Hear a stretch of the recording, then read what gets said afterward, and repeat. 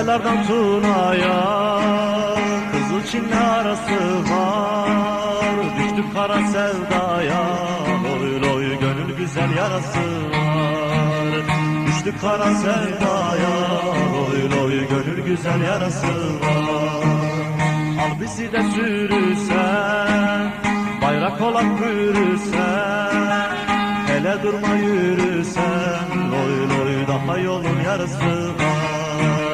Hele durma yürürsen, loy loy daha yolun yarısı var.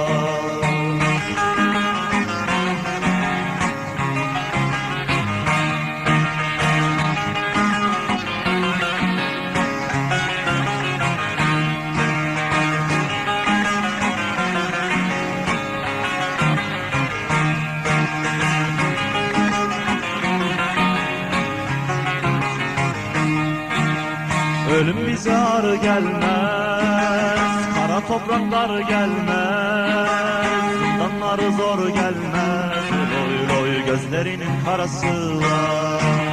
Zindanları zor gelmez, loy loy gözlerinin karası var. Başka nizam istemem, yurtta tasa istemem, yasamasa istemem, loy loy milletimin böresi var.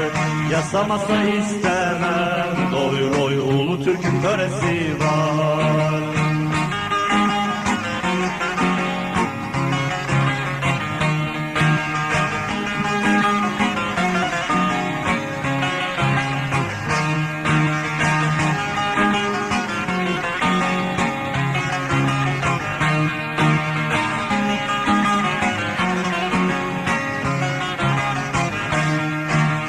Bir ülkedir uzakta, yaralıdır tuzakta, uzağında kalsak da, loy loy gönlümüzde orası var.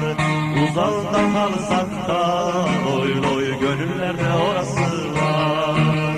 Ele surata asacak, zalime kan kusacak, sanma böyle susacak, loy loy fırtınası borası var. Sanma böyle susacak, loy loy fırtınası borası var. Sanma böyle susacak, loy loy fırtınası borası var. Sanma böyle susacak, loy loy her şeyin bir sırası var.